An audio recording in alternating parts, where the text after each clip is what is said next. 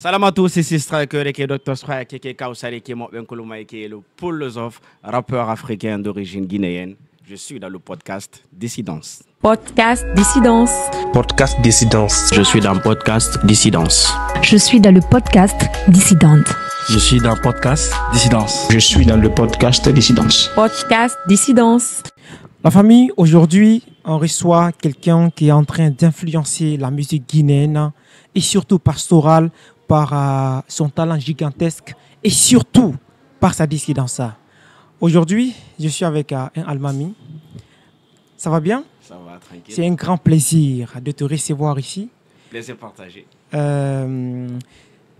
Aujourd'hui, tu es un rappeur qui n'est plus à présenter dans le rap guinéen. C'est qui ce striker-là, au-delà du sans le rap? Quelle est ta routine quotidienne? Qu'est-ce que tu fais de la vraie vie? C'est-à-dire, quand on enlève le rap aujourd'hui dans ta vie, qu'est-ce que tu fais réellement? Alors, Striker, c'est ce jeune homme qui aime beaucoup rassasier sa curiosité, qui aime beaucoup chercher, découvrir, qui est très, très curieux et qui est beaucoup spirituel dans la vraie vie. Ouais, spirituel. Spirituel, et je passe tout mon temps à chercher des trucs sur la spiritualité et sur tout ce qui est mystère dans ce monde, parce que je suis quelqu'un qui veut découvrir beaucoup de choses. Donc, je suis aussi cet homme marié il n'y a pas longtemps, depuis 2024. Et donc, juste Ibrahim, quoi. Juste Ibrahim. D'accord. Et ça va très bien avec le foyer? Le nouveau marié? Ça va. Après, quand tu te maries, il faut que tu mettes en tête que c'est une aventure. Donc, il faut être prêt. Ouais. J'étais prêt avant de me lancer, donc ça va. Je te souhaite du meilleur, frère. Merci beaucoup. Et tu as souvent été premier de la classe.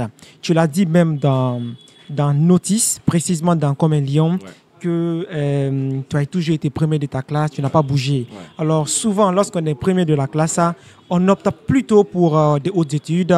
On veut faire carrière dans des métiers classiques. On veut peut-être faire des hautes études, avoir un master, des gros diplômes, avoir un bon emploi et puis ça va. Mais toi, au contraire, avec toute l'intelligence que tu as, tu n'as pas décidé d'être dans ça. Tu as décidé d'être dissident. Tu es venu, tu as embrassé le rap. Ouais. Pourquoi tu n'as pas choisi d'être comme les autres qui, avec leur intelligence, choisissent plutôt des métiers classiques, mais tu as choisi le rap? Après, je pense que premier de la classe, ça ne veut pas forcément dire, comment dirais-je, un intello qui doit forcément être dans un bureau, tu vois. Pour moi, premier de la classe, c'est celui qui s'est le plus démarqué dans la classe et qui se battait le plus pour avoir les meilleures notes. Et ça, je pense que c'est une continuité. Parce qu'aujourd'hui, je suis diplômé en littérature et communication. Okay. Et ce n'est pas forcément ce que je voulais faire. Parce que moi, je voulais quelque chose qui se rattachait un peu à l'art. Je voulais être écrivain. Et d'où la littérature, justement. Mais bon, écrivain en Guinée, surtout en Afrique, c'est compliqué parce que tu te dis, mais qui va me lire? Ouais. Le boulot, il est colossal pour appeler les gens à faire la lecture. Donc, je me suis dit, pourquoi ne pas lier cette littérature au rap que j'aimais tant? Et c'est dans ça que le premier de la classe, il est devenu premier en rap, c'est ça. Et avec le rap, ça passe beaucoup plus vite. Oui, parce que les gens, ils aiment souvent tout ce qui est lié au divertissement. Et même si la musique, elle est divertissante, elle peut aussi élever les esprits, élever les âmes. Ouais. Donc, je me suis dit, pourquoi ne pas aller jusque dans les maquis, partout où on écoute de la musique, les inspirer, les donner, les inculquer, leur faire passer le message que je veux porter. Ouais. Est-ce que tu t'es demandé parfois pourquoi ça ne lit pas beaucoup en Guinée ou en Afrique? Moi, je pense que c'est une question éducationnelle et structurelle depuis le bas âge. Parce que si on te guide vers quelque chose, par exemple, tous les enfants qu'on inscrit à l'école coranique et tout ça, souvent, même au fur du temps, ils lisent quand même souvent. Et ils sont plus enclins à faire de la lecture parce que depuis le bas âge, ils sont avec des livres et ainsi de suite. Donc, moi, je me dis que c'est le système qu'il a voulu ainsi depuis le début. Parce que si on s'y mettait beaucoup plus dans l'apprentissage des enfants et dans la scolarisation, dans l'éducation, je pense qu'on n'en serait pas à ce niveau parce que c'est quand même différent par rapport à à travers les pays. Il y a certains pays où il y a beaucoup plus de lecteurs et d'autres pays où ça ne va pas parce que bon, la priorité est ailleurs. Ouais, justement, je voulais pas de cette priorité-là parce que quelqu'un qui a faim ne peut pas, en tout cas, donner assez de temps à la lecture. Ouais, on dit que ventre vide n'a pas d'oreille. Ouais, Peut-être carrément. que ventre vide aussi n'a pas une bonne perception. Alors, justement, tu te réclames comme étant un almami. C'est qui un almami? Est-ce qu'un almami est différent des autres musulmans? Alors, moi déjà, je tiens à lever l'équivoque parce que souvent on me dit, il y a la phrase qui sort souvent, c'est un almami c'est à la mosquée. Ouais. Pourquoi tu te retrouves dans la musique? Ouais. Ou bien, bon, vous voulez jouer avec notre religion, va à la mosquée. Après, moi, almami, c'est beaucoup plus dans le sens de chef, tu vois. Ok. Parce que même dans la racine du mot, almami, il y a une racine qui est imam. Ok. Et imam, c'est quelqu'un qui se met devant, quelqu'un qui est devant, donc un guide. Mhm. Et striker, ça signifie quelqu'un qui se met devant, parce Ok. que ça vient du mot striker qui est attaquant. Donc, almami n'est que, en quelque sorte, une prolongation, un prolongement du nom striker Ok. dans notre culture.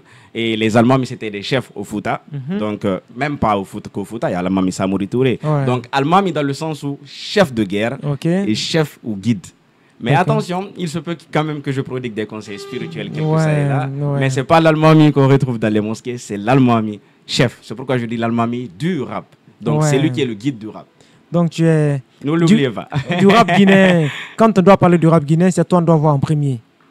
Pas Est-ce que forcément moi qu'on doit avoir en premier, mais je dirais il faut que les gens, si les gens suivent réellement ma démarche et ma vision des choses, parce que souvent, j'ai alerté sur beaucoup de problèmes. J'ai toujours alerté. Ouais. Quand ça ne va pas dans le rap, je dis souvent, bon, là, les gars, on a besoin de show. Quand ça va, je dis, bon, là, les gars, le show ne va pas nous arranger quand ça ne va pas. Et ainsi de suite. Donc, moi, je suis en quelque sorte ce petit être entre griffes qui veut quand même montrer l'exemple. Ouais, Même qui prend des initiatives. Je ne prétends pas être un guide officiel, mais je préfère être l'exemple et montrer la route aux prédécesseurs et tout ça. C'est une très bonne Aux chose. succédants. Quelle relation personnelle tu entretiens avec l'islam? Alors, l'islam, déjà, une profonde relation parce que au début, avant que je ne me lance réellement dans la musique, Ok. je me posais souvent ces questions, qu'est-ce que l'islam en pense? Ouais. Et à travers mes recherches, j'ai compris que la religion, elle est vaste. C'est pas un truc où c'est C'est figé dans un seul endroit Ouais. où il faut forcément suivre la loi ou les paroles d'une seule personne. Ouais. Et il n'y a que le prophète Mohammed, paix et salut sur lui, et ses compagnons les pieux, Ouais. qui sont vraiment aptes à nous dire ce qu'il faut et ce qu'il ne faut pas. Ok. Donc, franchement, j'ai fait des recherches et j'ai vu que, bon, ça, c'est bon, ça, ce n'est pas bon. Ça, c'est bon si tu le fais comme ça, Ok. et ça, ce n'est pas bon si tu le fais comme Ouais. ça. Du coup, j'ai fait ma conclusion personnelle, et pour te dire à quel point je m'étais dit que je n'allais pas chanter, au fur et à mesure, j'ai découvert les choses. Je me dis, bon, on va revenir. Et à part ça, mes amis connaissent, mes amis savent, moi, les sujets de discussion préférés que j'ai, premièrement, spiritualité. Tout ce qui est religion, tout ce qui est Dieu. Et même à la maison, au lieu d'écouter de la musique ou tout ça, je suis là, je regarde des vidéos sur des Ouais, religieux, ouais. sur des histoires, sur des débats religieux. Ouais. C'est un truc que je kiffe beaucoup. Ouais. Tu vois, donc j'ai un profond rapport avec l'islam et Inch'Allah, dans le futur peut-être, pourquoi pas, je vais faire un truc dans ce sens. C'est-à-dire C'est-à-dire... devenir beaucoup- imam? Non, bon. Imam dans le sens de quelqu'un qui justement montre la voie et Ok. réconforte les gens. Parce que je me dis, j'ai compris beaucoup de choses spirituellement que je peux partager aux Ouais, gens et qui ouais. va va beaucoup les aider. Parce que souvent en religion, on se dit qu'il y a des questions qu'il ne faut pas se poser. Et moi, je suis allé au-delà de ces questions. J'ai brisé Ok. les barrières. Ouais. Parce que je me dis, dès qu'il y a une question que tu n'arrives pas à répondre en matière de foi, c'est un blocage qui revient. Ouais. Parce que souvent, on se dit, ouais, mais bon, non, faut pas toucher. Et quand on réfléchit trop, on va sortir de la religion. Ouais. Non, moi, je me dis, quand on réfléchit trop, on se rapproche plus Parce de que Dieu. Dieu même, il a nous dit, appelle à nous réfléchir, il nous appelle à réfléchir. à réfléchir, Ouais, à apprendre. à méditer. Parce Ouais. que s'il y a un livre, c'est qu'il y a forcément besoin de réflexion. Ouais. Sinon, il aurait pu envoyer ça en mode audio, Ouais, je sais ouais, pas, carrément. ou en mode vidéo. Carrément. Et il a envoyé ça dans un livre parce que franchement, il faut réfléchir et tout est une question de réflexion. Il n'y a pas une question qui ne mérite pas d'être posée. Justement, je voulais le dire. Et est-ce que tu es un musulman renfermé, un musulman qui s'en tient au dogme, un musulman qui ne s'en tient qu'aux établis? Est-ce que, par exemple, peut-être moi, par exemple, là, je suis un musulman, mais très différent. Pas que différent, mais très différent des autres musulmans. Je suis très ouvert. Parfois, je pars à l'église, je côtoie les chrétiens. Parfois, je médite, je fais à l'image des bouddhistes. J'embrasse la culture confucianiste, par exemple. Et est-ce que, à l'image de moi, tu perçois la religion dans ce sens-là? Bon, après moi, je pense qu'il y a déjà tout. Je dirais pas forcément que les autres n'ont. Par exemple, tu viens de citer tout de suite la méditation des Bouddhas. Moi, je pense que c'est un truc que je trouve dans l'islam. Parce que pour moi, prier 5 fois par jour, c'est méditer 5 fois par jour. Et beaucoup plus même parfois, parce que les mois de Ramadan, il y a la nafila et tout. Et moi, je suis plus en mode musulman et musulman qui essaye de s'améliorer du jour au lendemain parce qu'on n'est pas parfait. Mais bon, je suis quand même ouvert d'esprit pour écouter les autres et voir vraiment ce qui peut coller à ma philosophie. D'accord. Qu'est-ce que tu penses de la spiritualité africaine? Parce que avant que la religion musulmane, avant que le christianisme, avant que toutes les religions qu'on connaisse ne soient là, l'Afrique aussi avait sa croyance. L'Afrique aussi avait sa façon d'adorer Dieu. L'Africain avait sa façon de créer une connexion avec Dieu. Alors, est-ce que parce que tu as dit que tu es quelqu'un qui aime lire, tu aimes découvrir des choses, est-ce que parfois tu t'attaches aussi à ça? Bon, moi je me dis, par exemple, souvent j'ai cette discussion avec quelques personnes qui ont cette philosophie, je ne vais pas donner un nom particulier. Et souvent le truc qui revient, c'est... En fait, moi je me dis que la religion première, elle est universelle. Parce que si Dieu doit s'adresser à un peuple, il faut qu'il y ait une seule vérité quand même, il n'y a pas plusieurs vérités. Et je me dis que c'est au fil du temps qu'il y a eu beaucoup de branches. Par exemple, si tu dis spiritualité africaine, je vais te demander laquelle. Il y a la spiritualité chez les Peuls, il y a la spiritualité chez les Baga, qui est très différente les unes des autres.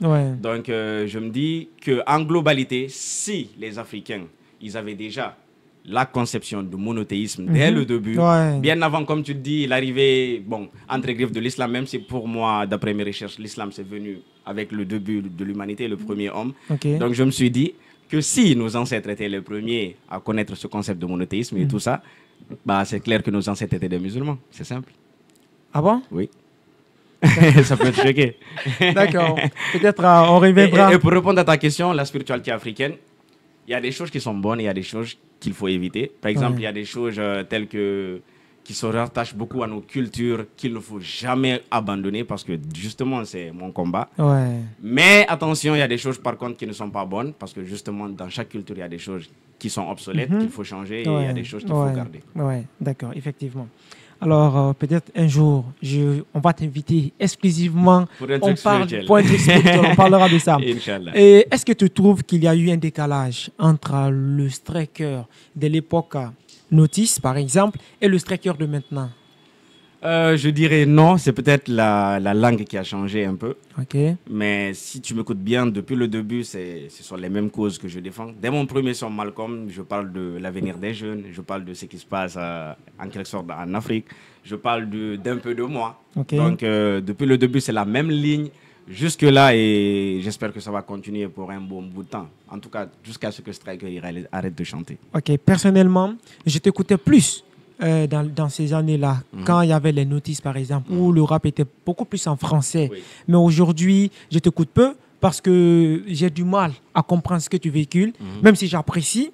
Et pourquoi ces choix-là linguistiques? Alors, déjà pour m'affirmer culturellement, parce que je pense qu'on n'a rien à envier aux autres peuples. Et d'ailleurs, je pense que pour moi, il n'y a pas de langue internationale forcément dans la musique. Genre, il faut chanter en anglais pour être international. Non, pour moi, ça n'existe pas parce que si les Américains ils rappent ou ils chantent en anglais, c'est parce qu'ils sont de ce peuple. Ils parlent anglais, c'est leur quotidien. Si les Français ils rappent ou ils chantent en français, c'est parce que c'est leur peuple. Genre, ils n'imitent personne. Genre, ils ne vont pas être là en mode il faut qu'on chante en anglais. Non, pas forcément. Maître Gims, il fait un feat avec Lil Wayne, il chante en français. Donc pourquoi moi, Guinéen, Peul, je vais forcément mettre en tête que pour réussir, il faut que je prenne la langue d'une autre personne, créée dans un autre univers, dans un autre pays du globe terrestre. Et prétendre être maintenant ambassadeur d'une culture. Ouais. Parce que pour moi, la culture, ça commence par la langue. Et tu sais que ce sont ce genre de réflexions que j'apprécie chez toi.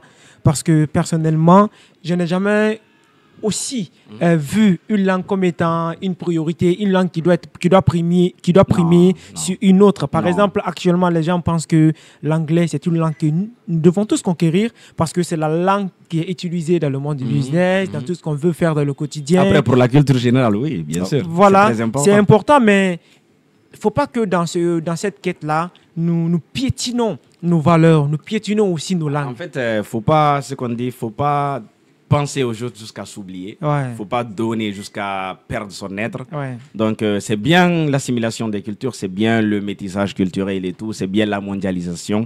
Mais la mondialisation n'est pas là pour diviser, pour faire perdre à certaines personnes leur culture. Elle est là pour mixer les cultures. Donc, tu gardes ta culture, je garde la mienne, mais je prends un peu de toi Ouais. et tu prends un peu de moi. Ouais. C'est ça. Ouais. Est-ce que ces choix-là a eu des conséquences? Peut-être parce que certaines conséquences positives, peut-être. certaines personnes peuvent dire non, mais ils chantent maintenant en poulard, je ne me reconnais pas dedans, ben ça va. Est-ce que ce genre de trucs arrivent parfois? Oui, bien sûr, surtout au début. Et d'ailleurs, c'est même pas en mode je ne me retrouve plus. Parce que le problème en Guinée, premièrement, c'est qu'on taxe souvent les gens d'ethno par rapport à leur nom de famille ou à leurs actions. Et souvent, la phrase qui revient, c'est ah, Striker, c'est un ethno, il ne rappe qu'en poulard. Ouais. Et moi, je me dis souvent, les gens qui le disent, c'est des gens qui ne me connaissent pas. Ouais. Parce que dans mon catalogue, dans ma bibliothèque musicale, j'ai une trentaine de sons en français, une quinzaine en soussou. Ouais. Ce que aucun autre rappeur d'une autre langue n'a dans une autre langue qui n'est pas la sienne. Ok, Attention. Par exemple, ok. tu ne peux pas prendre un rappeur qui rappe en soussou en Guinée et qu'il a 15 morceaux en poulard. C'est Ouais, pas possible. ouais. Donc, le fait de dire, ouais, lui c'est net, il rappe qu'en poulard. En fait, moi, je pense que c'est des gens qui sont juste bas d'esprit. Ils sont Et limites. qu'il ne faut pas les calculer. Ouais. C'est même pas la majorité des Guinéens, c'est juste une petite portion, mais tu as l'impression avec les réseaux sociaux aujourd'hui que une seule idée, c'est l'idée de la majorité. Ouais. Mais moi, ça ne me dérange pas parce que justement, je me dis que je suis pour une cause noble, je suis guinéen et je ferai la promotion d'une culture, quelle qu'en soit la culture. Si il passe par ma tête de faire la promotion de la culture Soussou, bah je le fais. Ouais. S'il passe par ma tête de faire la promotion de la culture Peul, je le fais. Et si quelqu'un d'autre le fait, je suis content parce que tout simplement, l'amour des uns n'est pas la haine des autres. Ouais, carrément. Tu le dis chaque fois dans ta musique. Exactement. Aujourd'hui, tu es le rappeur le plus suivi sur Facebook, si je ne me trompe, et sur tant d'autres plateformes.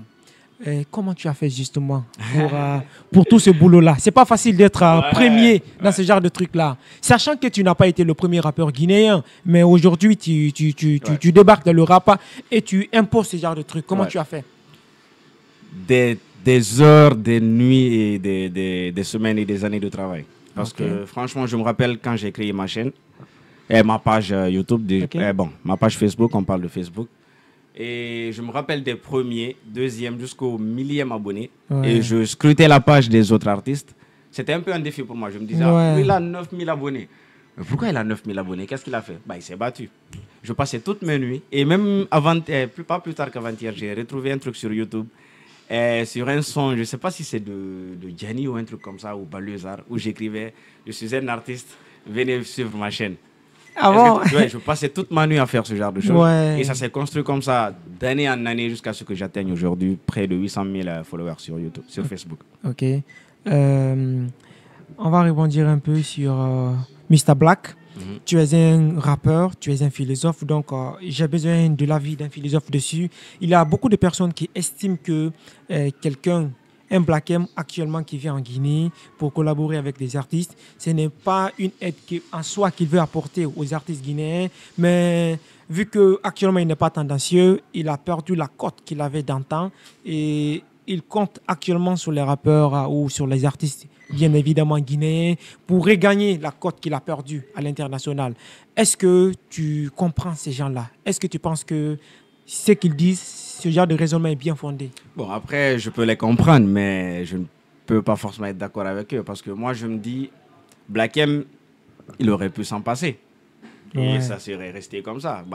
Il aurait pu ne pas faire le son avec nous. Et bon, il allait continuer sa vie. Et nous, on allait rester là à continuer notre vie aussi, tu vois, de notre côté.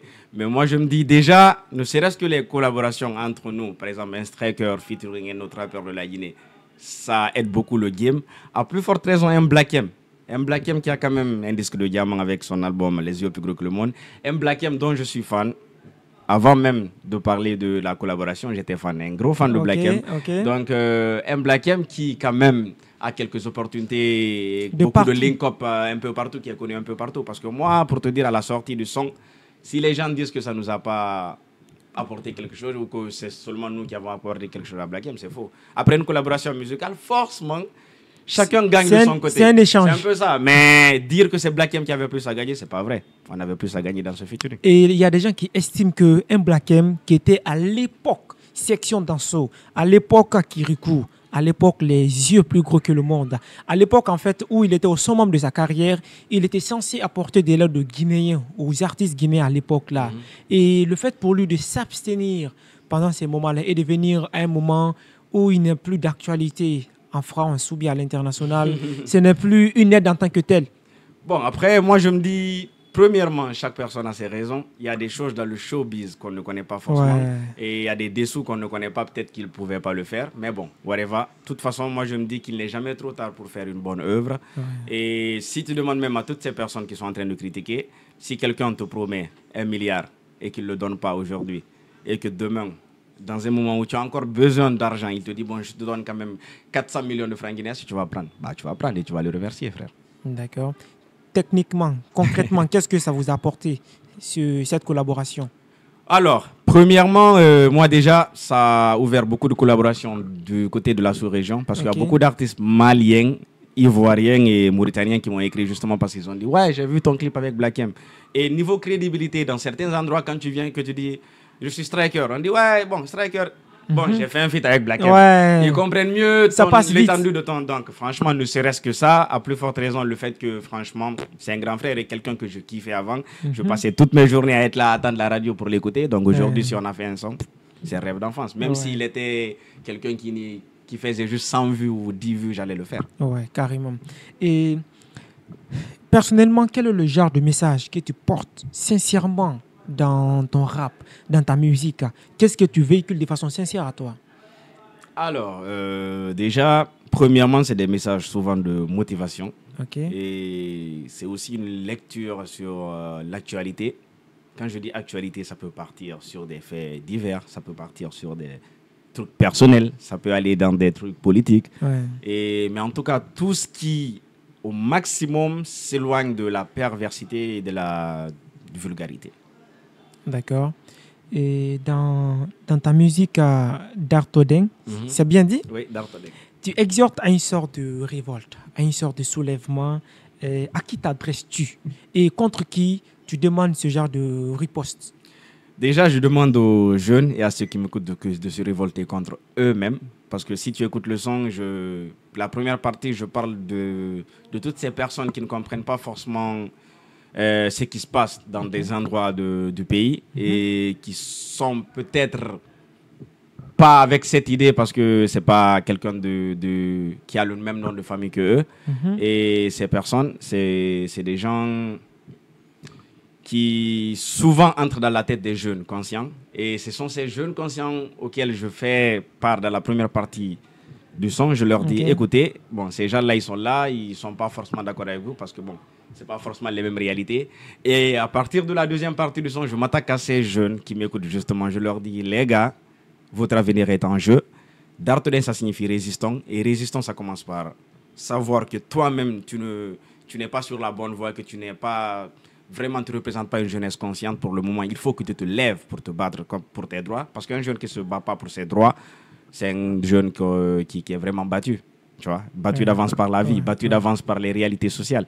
Donc, franchement, c'est un cri d'alerte et un tapage pour leur dire, les gars, réveillez-vous. C'est un peu réveillons-nous d'Artodeng, réveillons-nous. D'accord. Et est-ce que ça s'explique aussi politiquement, du fait que ça ne va pas parfois? Est-ce que tu exhortes toujours les jeunes à sortir et à manifester, à faire entendre ce qu'ils veulent? Non, je n'ai jamais dit à un jeune de manifester. Non, je dis dans la musique d'Artodeng, est-ce que ça s'explique aussi politiquement? Justement ce que je dis. En fait, je dis juste de ne jamais s'asseoir et laisser ses droits être piétinés. Donc, quelle que soit la forme démocrate, attention, la forme, vraiment une forme démocratique, de revendication, il faut l'appliquer. Il ne faut pas juste s'asseoir et attendre à ce que le bon Dieu te vienne en aide sans bouger. D'accord. Vu que la musique est chantée en pulaar, est-ce que le public cible, c'est aussi ces jeunes Peuls-là? Bon, après, moi, quand je fais de la musique, déjà, je m'exprime premièrement dans une langue que tu maîtrises mieux. Que je maîtrise mieux. Pas forcément que je maîtrise mieux, parce que je maîtrise aussi un peu le français dans le langage musical. Ouais.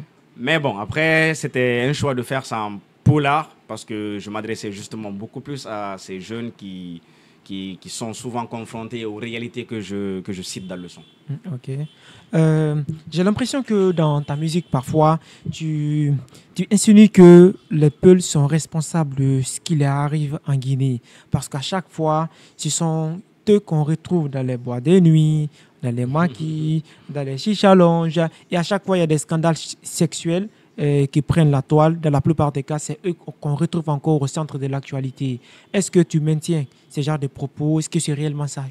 Je dirais pas forcément Peul, mais je dirais... en grande partie? Beaucoup plus, ouais, en grande partie, parce que généralement, ce sont eux qui, ces dernières années, pleurent le plus. C'est une réalité. Ce sont beaucoup plus, il y a eu beaucoup plus de cas de mort du côté justement de cette communauté, et c'est pas une réalité cachée. Ouais. Donc si ces mêmes personnes ne sont pas conscientes de l'état, de la dangerosité, de l'urgence qui se vit dans le pays, et que c'est s'amuser, boire de l'alcool. Aujourd'hui, ton petit frère, il est mort, et demain, tu te retrouves dans un maquis. Je me dis qu'elle est où? Surtout si ce sont ces mêmes personnes qui sont sur Facebook à dire qu'est-ce qui se passe dans le pays? Ouais, c'est chaud. Toi-même, tu n'es pas cohérent avec toi-même, parce que si tu es affecté par quelque chose, il faut le montrer réellement. Tu trouves qu'il y a des sujets bien plus importants sur lesquels ces Peuls, la majorité, doivent beaucoup plus accorder de l'attention que sur... Je dirais plus ces jeunes. Je tiens à le préciser. Dans la généralité. Ouais, parce que Peul en Guinée, c'est... Bon, dès que tu dis le nom d'une ethnie, c'est mal vu. Je dirais donc ces jeunes, j'exhorte ces jeunes à se rendre compte de la difficulté et de l'urgence face à laquelle ils sont confrontés. Et je leur dis qu'il y a vraiment plus urgent. Il y a vraiment plus urgent. Et d'ailleurs, dans le son mental, ce que je dis, je ne serai pas là en train de chanter, à danser alors que les gens pleurent. Ouais. Et tu as parlé tout à l'heure de l'ethnie. Je suppose que, comme tu l'as dit, les gens prennent mal le côté ethnique. Dès qu'il y a débat ethnique, là, les gens le prennent mal, parce que souvent, les gens qui le font, moi je me dis qu'ils ne le font pas bien. Et les gens qui le font, peut-être, ils le font mal, c'est orienté dans le bon sens. Mais ce genre de discussion, par exemple, orientée sur l'ethnie, par exemple, tu as interpellé le fait que les jeunes, dans la globalité, sont dans ça. Et surtout, les Peuls, moi, je pense que ce genre de message, on doit le porter haut. Oui, après, moi, je me dis, ce n'est pas la faute aux jeunes Guinéens, pour moi, à la jeunesse guinéenne. Surtout cette jeunesse, je n'ai pas dit les vieux ou les anciens. Je parle de la jeunesse. Moi, je pense qu'il y a eu une manipulation à un certain moment. De la part de qui? De la part du système, bien sûr. Okay. Et le système depuis 2000 et quelques, tu vois. Et c'est ce système qui a inculqué dans la tête de tout le monde que, bon, on est divisé. Ouais. Bon, un tel, s'il commente l'action d'un tel de son ethnie, c'est parce que c'est de son ethnie. Ouais. Si un tel fait un truc ou critique un truc qui est que une personne qui n'est pas de son ethnie a fait, on dit forcément c'est parce que cette personne n'est pas de son ethnie. Donc on a fait entrer ça dans la tête de tout le monde, et malheureusement les gens sont entrés dans le jeu. Aujourd'hui, ne serait-ce que tu fais un commentaire, tu donnes un avis, on ne regarde pas ton avis, on regarde ton nom de famille. Ouais, carrément. Parlons toujours de cette impression que j'ai eue dans tes musiques. La solution que tu prônes, c'est un retour vers les anciens, de s'approcher de nos parents, parce que l'ethnie Peul, par exemple, en l'occurrence, c'est une ethnie qui est beaucoup réputée pour des valeurs plutôt hautes, des valeurs vraiment positives. Ouais. Vous êtes héréditaire par exemple, en Guinée, les Peuls sont beaucoup plus vus quand on parle de l'islam, de machin, tout ça. Mais on a l'impression que ces parents qui doivent nous léguer cette éducation-là sont devenus un peu plus laxistes. Ils ne sont plus stricts comme les parents qu'on avait de par le passé. Ouais. Avant, par exemple, quand tu veux épouser une fille Peul, il fallait être quelqu'un qui a vraiment une culture coranique très... Et voilà. Et aujourd'hui, ce n'est pas ça. Quand tu veux épouser une fille Peul, il suffit juste... Parfois, il arrive que tu sois au Canada, que tu sois aux États-Unis. On s'en fout de ces petits critères-là. Et aujourd'hui... Avant, plutôt, quand tu veux toujours d'une fille Peul, si vous êtes sortis ensemble, ça ne peut pas passer. Ouais. Mais aujourd'hui, on sent que les parents ils ne sont plus trop exigeants Ouais. avec ces détails comme ça. Là. Ouais. Est-ce que tu penses que ce genre de solution n'est pas vraiment adapté? Après, moi, je me dis c'est une question de mondialisation. C'est un truc général parce que ça touche à toutes les ethnies, ça touche à toutes les cultures, surtout africaines. Ouais. Parce que l'impact qu'a la mondialisation sur nous, elle est plus que visible, elle est plus visible que l'impact que nous avons, Ok. que nous mettons chez les autres. Donc, je pense que c'est à travers la mondialisation, à cause de la mondialisation, qu'actuellement, on voit tout ce qui se passe chez les autres, qu'on essaye de copier et ainsi de suite. On a perdu certaines valeurs. Et aujourd'hui, les enfants, bon, c'est des bébés gâtés. Ouais. Tu cries sur ton enfant ou tu essayes de le frapper sous prétexte que c'est la coutume qui le dit. Demain, il y a UNICEF qui vient te chercher, tu vois. Carrément. Donc, ce n'est plus facile pour les parents non plus. Ouais. Donc, je les comprends. Moi, je pense qu'il faut s'adapter juste et limiter au maximum les dégâts et limiter au maximum la perte de cette culture. Parce que franchement, un peuple sans culture, pour paraphraser l'autre, est un monde sans âme. Ouais. Il y a plusieurs rappeurs qui chantent à la rue la drogue dans leur musique. Est-ce que ce genre de truc, tu l'encourages aussi? Bon, après, moi, je me dis, chaque personne doit rester elle-même. Déjà, tu peux pas, par exemple, être détenteur des maquis, par exemple, d'alcool, et tu dis aux gens dans tes musiques, bon, arrêtez de boire l'alcool. Tu vois. Et de la même manière, si tu n'es pas dans ces choses, tu peux pas non plus venir te jouer les gangsters. Donc, moi, ceux qui le font, je les comprends du moment où ils le font, ils relatent leur vie, ils parlent de ce qu'ils vivent, de leur quotidien. Mais je ne suis juste pas d'accord avec l'abrutissement de la jeunesse. Ouais. Par exemple, tu es leader d'opinion, il y a de chez Souj, surtout en Guinée, je n'ai pas dit dans d'autres pays parce que la culture, elle est quand même différente. Je donne un exemple sur les clashs. Ici, tu clashes quelqu'un, il n'y a pas un jour de moment. Dès que tu fais ça, ça part en couille. Ouais. Donc, il n'y a pas les mêmes réalités que chez les autres, donc il faut faire très, très attention. D'accord. Et tu as dit, dans ton dernier freestyle qui a été viral, tu as dit quelque part qu'en politique, Aliouba est un modèle. Est-ce que justement, tu penses que est-ce que c'est sincère? Très, très sincère, parce que pour moi, un homme, c'est sa parole. Tu dis que tu ne vas pas quitter ou fuir ton pays, bah, tu ne fuis pas ton pays. Si tu dis que tu restes, bah, tu restes. Si tu dis que tu... Parce que lui, il avait dit sur TV5 qu'il ne va pas fuir la Guinée. Ouais. Et il est revenu. Ouais. Il est revenu, on l'a attrapé. Et franchement, je pense que pour le moment, il est quelqu'un qui a montré avec exactitude qu'il est cohérent dans ses propos. Il a prouvé qu'il est vraiment un homme de peuple parce qu'il a défendu des valeurs démocratiques. Et aujourd'hui, si on l'emprisonne pour sa parole, je pense que c'est un héros pour moi. C'est un modèle. Ouais. Qu'est-ce que tu penses de tout ce qui lui arrive? Déjà, je lui souhaite bon courage. C'est pas facile. Malheureusement, depuis un certain moment, on assiste à un relâchement total de la justice. Et je pense que, franchement, on ne mérite pas ça dans un pays comme la Guinée. Ouais. Parce que moi, je suis fils de journaliste déjà pour commencer. Ok. Et pour moi, la liberté d'expression, elle est très, très importante. Et pour moi, pour bâtir une solide démocratie, il faut que les gens disent qu'ils ne sont pas qui ne sont pas pour la vie des autres. Ouais. C'est ça la démocratie et c'est ce qui va instaurer un cadre de dialogue pour faire avancer les choses. Parce que si c'est une seule idée qui prime, bah, l'évolution se fera attendre. Carrément. Et tu as toujours défendu dans ta musique ce qui se passe sur l'axe, les tueries, tout et tout. Est-ce que personnellement, tu as vécu un traumatisme d'une tuerie sur l'axe venant par exemple d'un proche? Alors, déjà, premièrement, tout Guinéen qui se fait assassiner, c'est un proche. Tout Guinéen, parce que moi, je me dis, je parle à la logique où si un Kaba est tué à Cancan, c'est peut-être un Kaba qui écoutait même ma musique. C'est peut-être un fan. C'est peut-être quelqu'un qui a acheté un ticket pour Striker. Donc, m'asseoir et dire, ouais, bon, moi, je ne vais pas parler de ça. Parce que c'est un Kaba ou bien parce qu'il est loin de moi. Ça ne serait pas cohérent, tu vois. Donc, franchement, moi, ces choses-là, je suis très, très, très méticulé et strict sur ça. Ouais. Est-ce que ça te hante parfois de voir chaque fois... Déjà, voilà, justement pour revenir à ça, parce que il y a le son Badjo, quand je le faisais, et j'ai parlé de quelqu'un qu'on a tué, un fils unique, qu'une maman a perdu. Et la même semaine, quand je suis revenu, je pense que j'étais en Côte d'Ivoire, quand je suis revenu, nous sommes allés rendre visite à la dame qui a perdu son fils unique. Et c'était rempli d'émotions. Il y avait son papa là-bas qui était ému, sa maman qui pleurait, comme le son. Et malheureusement, ce qui est le plus encore marquant dans cette histoire, c'est que 3 jours après, son papa aussi a rendu l'âme. Il a été accidenté. Donc, c'est un épisode que je n'oublierai jamais. Même si je n'ai pas forcément vécu la mort de près, par exemple, quelqu'un qu'on assassine devant moi. Je pense que tous mes proches il y a beaucoup de mes proches qui l'ont vécu et comme je te le dis, toute personne qui meurt comme ça, c'est un proche. Est-ce que parfois, quand tu analyses les choses de façon vraiment approfondie, notre sous-développement, s'il faut l'appeler comme ça, ou bien notre retard, n'est pas dû aux détails? Par exemple, les détails comme tels, le fait qu'une mère perd son fils unique et par la suite, elle perd encore son mari.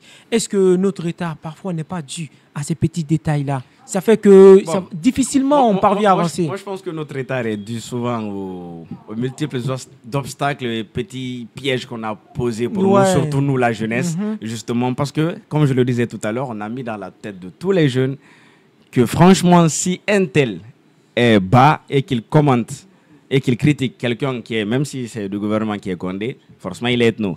Et ainsi de suite, vice-versa, si quelqu'un qui est Condé critique un bas, on dit qu'il est ethno. Donc en fait, on a déjà mis ça dans la tête de tout le monde à tel point que les gens se perdent et à cause de ça, ils ne sont pas là pour le bien commun. Parce que le jour où les jeunes vont se réveiller et qu'ils comprendront que la Guinée, c'est pour tout le monde, c'est l'idée, les intellects, le cerveau, avant le reste du corps ou le nom de famille, les gens comprendront que c'est le moment de se développer. D'accord. Et de nos jours, on constate qu'il y a beaucoup d'artistes guinéens, en l'occurrence même des rappeurs, qui ont besoin de feats, de collaborations venant des pays étrangers comme la Côte d'Ivoire par exemple. Est-ce que tu trouves que c'est une nécessité justement pour vous d'aller toujours à la quête des collaborations, surtout dans les pays comme tels? Bon, vu l'état de l'industrie guinéenne, je pense que franchement, on se bat du mieux qu'on peut. Et pour s'exporter, franchement, c'est le plus grand défi parce que tu peux cartonner en Guinée. Je ne dirais pas que c'est facile, mais c'est beaucoup plus abordable qu'être connu à l'extérieur. Et ce problème, d'ailleurs, il est fréquent dans beaucoup de pays. Parce que même le Sénégal ici, ils ont ce petit problème aussi. Ils ont d'excellents rappeurs, mais pas forcément connus des autres pays, tu vois. Donc, moi, je pense que pour sortir, il faut quand même collaborer avec d'autres personnes, comme le font justement les médiums qui partent jusqu'aux États-Unis ou en Angleterre chercher des centrales ci et autres.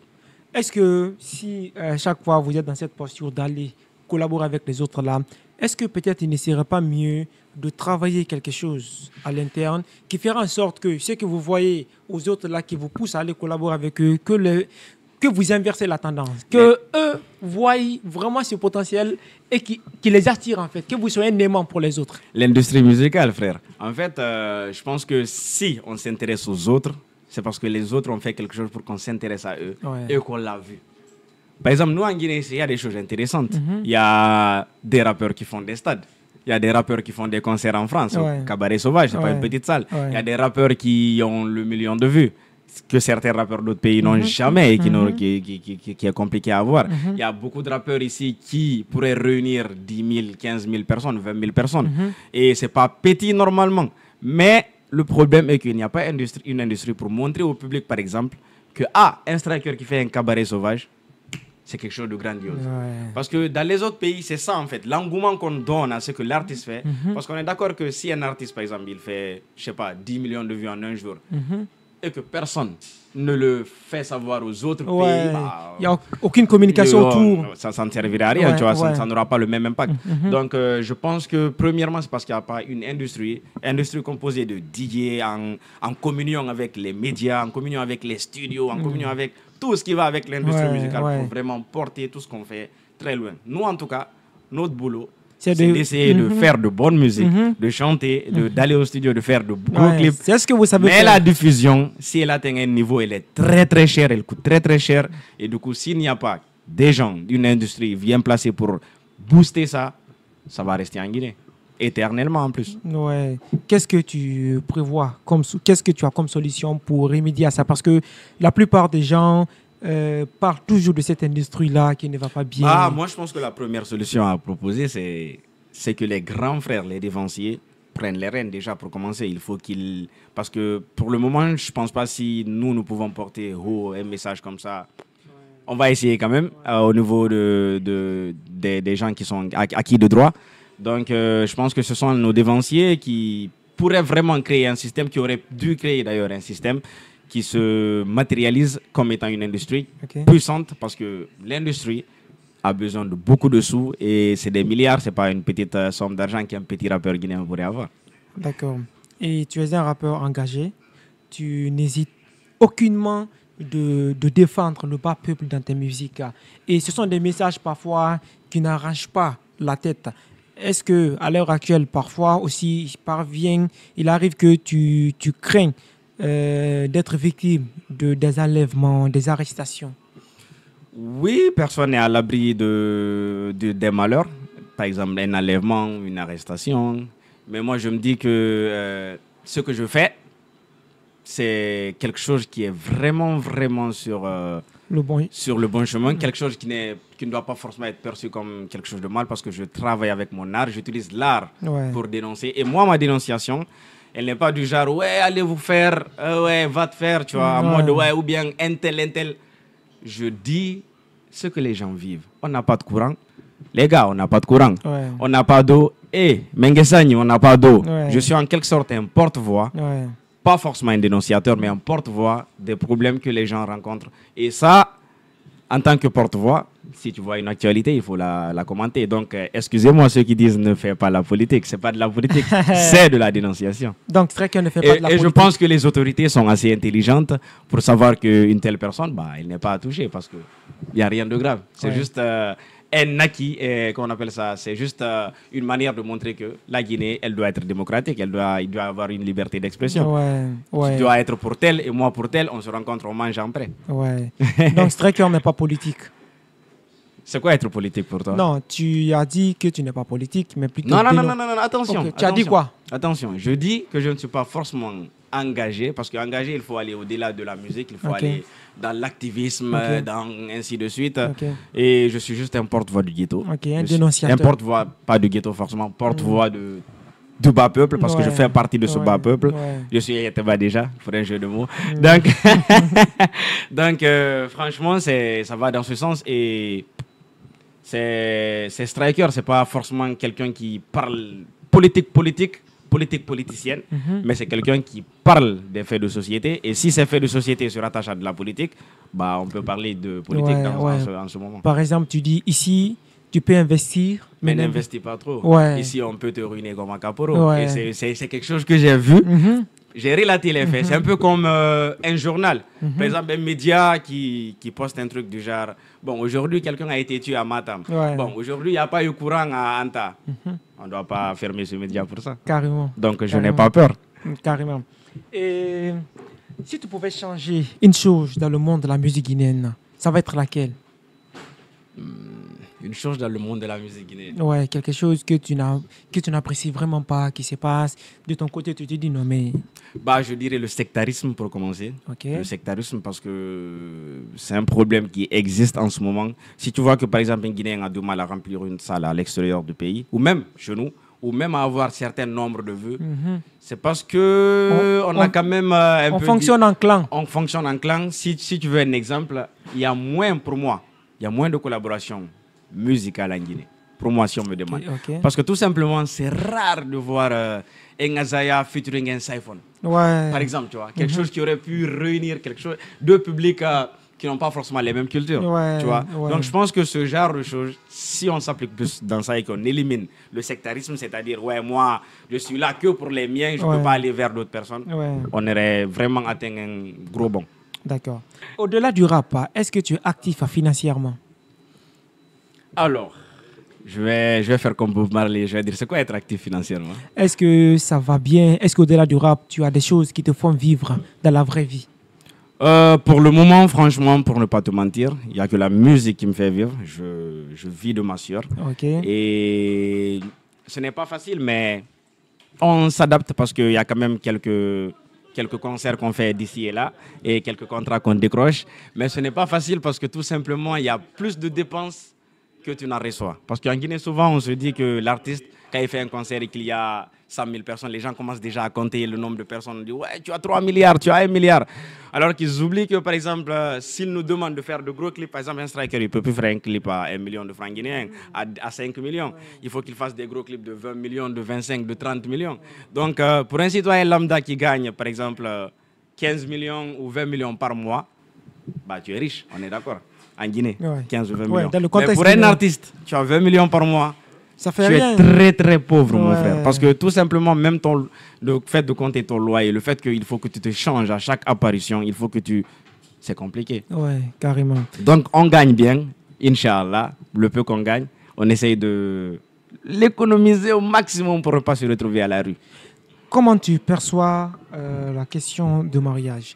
Tu viens d'être époux et contrairement aux autres mariages des artistes qu'on voit, c'est-à-dire ces artistes-là, quand ils doivent se marier, ils le font de façon vraiment grandiose, ils réunissent beaucoup de gens, ils le font de façon pompeuse.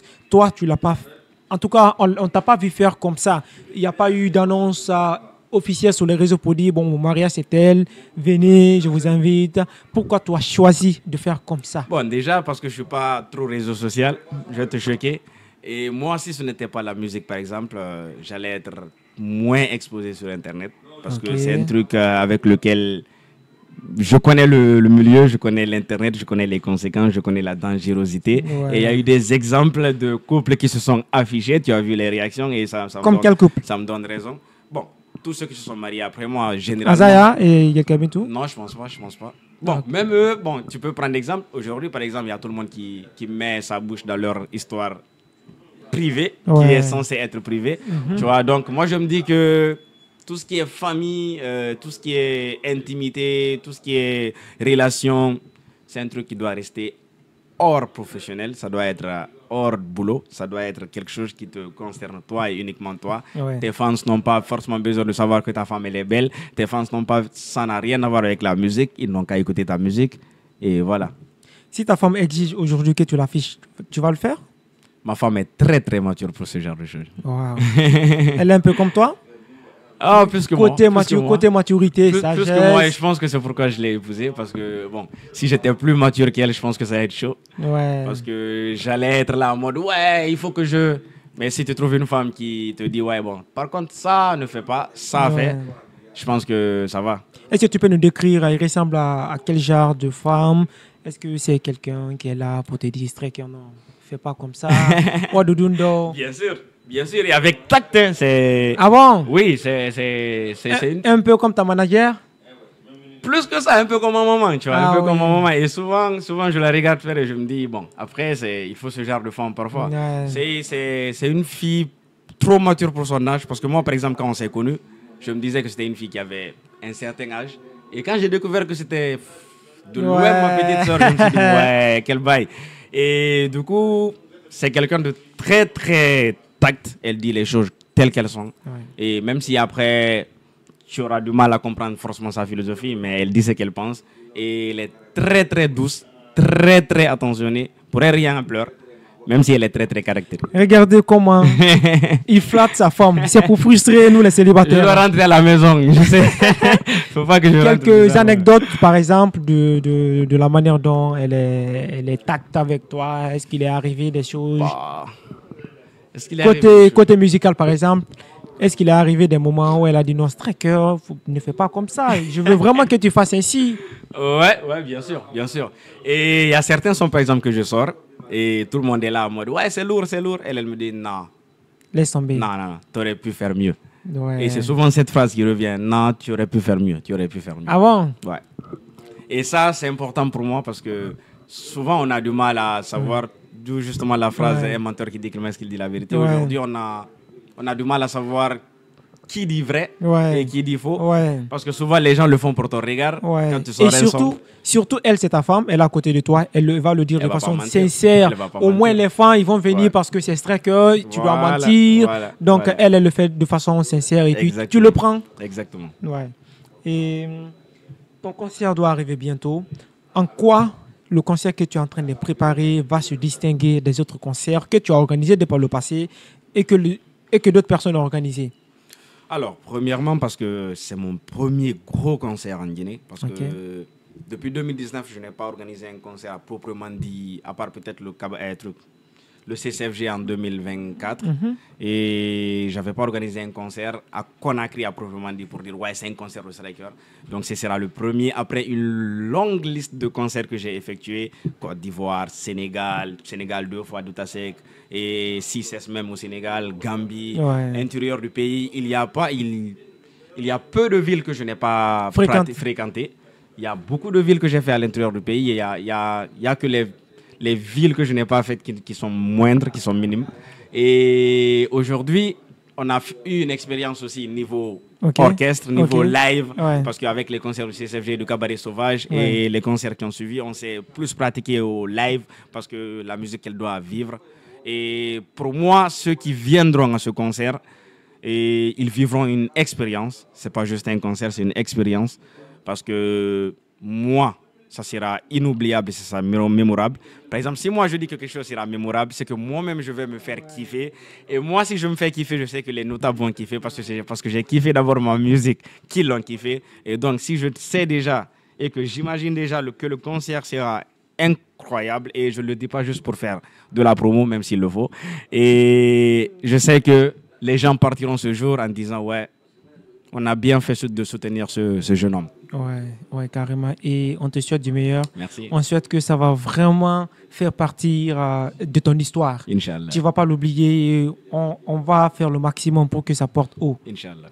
Et est-ce que tu t'es demandé pourquoi le rap n'est pas consommé en Guinée à l'image des autres formes de musique, par exemple, comme le dancehall et autres? Pourquoi le rap n'est pas tellement consommé comme ça? Pourquoi le rap ne peut pas défier ces autres formes de musique en Guinée pour le moment? Par exemple, un King Détruit qui chante tel et un rappeur qui chante tel, quand tu prends dans la vraie vie en Guinée, c'est pour King Détruit qui passe ça. Bon, une musique de Wawana, par exemple, qui est là, c'est pas facile qu'un son de Malika Mortel, par exemple, puisse défier ça. Mais après, ce qu'il faut voir aussi, c'est qu'il y a des musiques qui s'écoutent en plein air, ou je sais pas, un peu partout dans les lieux, les lounges, les bars.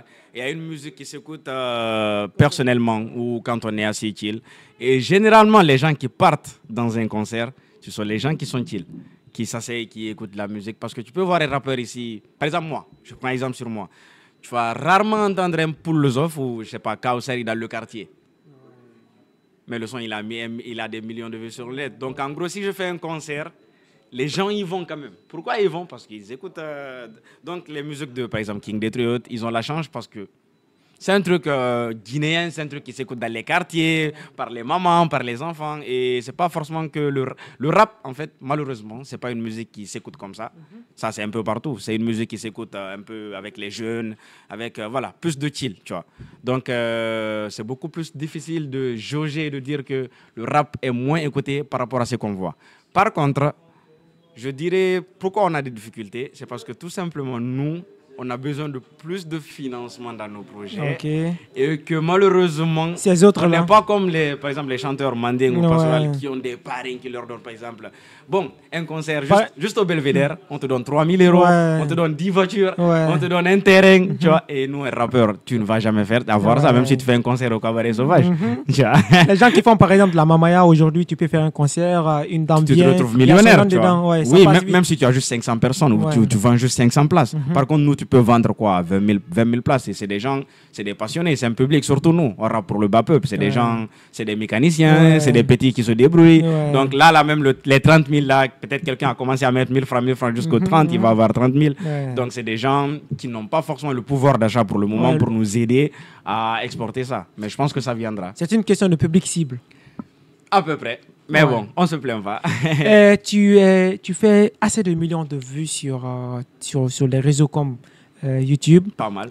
Et il y a une minorité de personnes qui doutent de la réalité, de la matérialité de ces streams-là. Il y a des gens qui supposent que ce n'est pas du concret. Qu'est-ce que tu as à dire à ces gens-là? J'ai juste à dire à ces gens d'aller sur YouTube, premièrement, d'écrire Striker, concert, et de compter le nombre de personnes. D'accord. Après, on transpose ça. On transpose ça. On verra si c'est des vraies personnes ou pas. Vous mettez juste concert et vous voyez si les gens, par exemple, ils chantent les musiques ou si c'est des robots ChatGPT qui sont là à chanter. Ouais. Bon, c'est une bonne idée, un concert ChatGPT. Peut-être que ça fera plus d'argent. Ouais, ça peut venir plus tard. En gros, c'est de vraies personnes qui sont là parce que, bon, ils peuvent donner un exemple, ils peuvent donner un argument sur les trucs YouTube. Mais sur Facebook, on est là quand même, on n'est pas aveugle, on voit tout ce qui se passe. Ouais. Et sur justement les concerts, comme je le disais, on voit ce qui se passe. Et à part ça, bon, franchement, les gens, ils auront toujours forcément quelque chose à dire. Si tu fais le million de vues rapidement, on dit, ah, c'est des robots. Ouais. Tu ne le fais pas, on dit, ah, les autres pays, les rappeurs le font, vous êtes là, vous avez juste 10 000 vues. Donc, quoi que tu fasses, les pessimistes vont toujours être pessimistes. Et ceux qui vont t'encourager, vont t'encourager. D'accord. Même si tu fais 5 vues. Ça nous révèle que Striker est un bibliovore. C'est quelqu'un qui bouffe les livres, qui dort. Depuis un certain moment, quand même, je lis pas. Ouais, que tu as lu plus de 200 livres. Est-ce que tout ce que tu deviens aujourd'hui, est-ce que tu le dois à la lecture? En quelque sorte, oui, je peux le dire. Je peux le dire ainsi parce que c'est vrai que je lisais beaucoup. Et même tout dernièrement, j'étais au centre culturel. Je leur ai dit que je leur dois un livre parce que tellement que je partais là-bas, je prenais souvent un livre. Et j'avais du mal parce que le transport quitter Kobaye jusque là-bas, c'était compliqué à cette époque. Donc j'ai pris 2 livres. Je leur ai dit, s'il vous plaît, donnez-moi 2 livres. C'était même pas permis en ce moment. On m'a donné 2. Et j'ai ramené le 1, le second. Je n'ai plus eu le temps de repartir. C'est parti comme ça. Donc, j'étais très passionné de lecture justement parce que je disais que je voulais être écrivain. Ouais. Et si tu veux être artiste, tu écoutes plus de musique. Si tu veux être écrivain, tu lis plus de livres, naturellement. Ouais. Donc, je lisais beaucoup. Et c'est arrivé à une époque, attention, de ma vie où j'étais malade. Je ne pouvais même pas bouger du lit. Je ne pouvais pas sortir de la maison parce que... C'est en 2000 combien? J'ai oublié l'année, mais c'était quand je faisais la 12e année. D'accord. Ma maladie, elle a commencé quand je faisais la 10e année. D'ailleurs, c'est la première fois que j'en parle, je pense, à l'antenne comme ça. Elle a commencé quand je faisais le brevet, j'avais mal de pied. C'est mon pied qui me faisait mal. Une douleur atroce et qui m'a handicapé. Wow. Je n'ai même pas fait la 12e année. Je suis parti presque directement en terminale. Et c'est à cette époque de 12e année où je sortais même pas de la maison que je lisais énormément. C'était ton passe-temps. Oui. Et c'est à cette époque même que justement je me suis plus familiarisé avec le Coran et tout ce qui est spiritualité parce que bon, quand on est malade, on est plus proche du Créateur. Ouais. Et à travers, pour les gens qui t'écoutent beaucoup, quand tu lis Striker, tu sens vraiment de la poésie dans sa façon d'écrire. Est-ce que tu dois tout ça à cette lecture-là? Possible. On est ce qu'on lit et on est ce qu'on apprend. Donc c'est possible que ce soit en partie à cause de ça et aussi à cause de l'éducation que la famille aussi m'a donnée. D'accord. Parce que c'est une famille de fonctionnaires. Ouais. C'est un grand plaisir de te recevoir aujourd'hui pour discuter de tous ces sujets-là. Plaisir partagé. Qu'est-ce que tu as à dire à tes notables, à tous les Guinéens ou à à toutes les personnes qui t'aiment concernant ton concert? Alors, à toutes les personnes qui m'ont suivi de début jusque-là et qui m'ont soutenu, qui ont cru à moi, parce que même moi, en fait, je pense qu'après, je vais faire un témoignage. Je ne sais pas si c'est comme ça pour tous les autres artistes, mais moi, j'ai eu la chance d'avoir un entourage qui m'a beaucoup soutenu. Et un entourage qui était là depuis le début, un entourage qui était là à cotiser 5 000, 10 000 pour que je fasse mes sons. Donc, un entourage qui, même aujourd'hui, après l'annonce du concert, qui est là à dire, ouais, on va acheter 50 tickets, l'autre dit, je vais acheter 20 tickets, et c'est des amis. C'est même pas genre, ouais, des personnes lointaines. Donc, ne serait-ce que ça, je sais que le reste des notables, le reste des fans de l'Alma Striker, ils vont faire plus que ça et que le concert il sera mémorable. En tout cas, ces rêves d'enfants, ces rappeurs qui étaient dans sa chambre en train de rêver de faire le stade de Guinée, et il le fera le 3 mai, Inch'Allah, avec tout le monde. Inch'Allah, on sera tous là-bas pour te donner ce que tu nous as donné. Inch'Allah. Et dernière question, dans la plupart des clips des artistes guinéens, on voit souvent des femmes nues, des femmes qui exhibent leur nudité, c'est mis devant pour l'aspect marketing, mais c'est le contraire chez toi. À chaque fois que tu dois intégrer des femmes ou des filles dans tes clips, elles sont toujours bien vêtues. Et pourquoi tu ne fais pas comme les autres? Premièrement, parce que je vois la femme d'un œil peut-être différent. Premièrement, moi je me dis que la femme, elle est plus valorisée quand elle ne s'expose pas, parce que c'est un diamant rare, c'est une perle précieuse. C'est plus qu'un diamant d'ailleurs, dire que c'est un diamant, c'est même les limiter, c'est plus qu'un diamant. Donc je me dis, que ceux qui le font, ils le font forcément pour beaucoup de raisons, justement peut-être marketing et ainsi de suite, ou comme je le dis, peut-être c'est leur vécu, c'est leur mode de vie. Mais moi, par exemple, je ne peux pas prétendre être un striker et un almami, dire dans mes sons, par exemple, que je respecte la femme, qu'il faut respecter la femme et faire certaines choses qui sont contraires. Mais après, au-delà de ça, je pense que c'est de l'art et c'est artistique. Il y a beaucoup de personnes qui le font et que je trouve beau. C'est leur manière à eux de le faire. Mais moi, je ne le ferai pas. Ce n'est pas ma nature et mon identité. Merci. C'était un grand plaisir de te recevoir dans Dissidence. Merci à vous. Podcast Dissidence. Podcast Dissidence. Je suis dans Podcast Dissidence. Je suis dans le podcast Dissidente. Je suis dans Podcast Dissidence. Je suis dans le podcast Dissidence. Podcast Dissidence.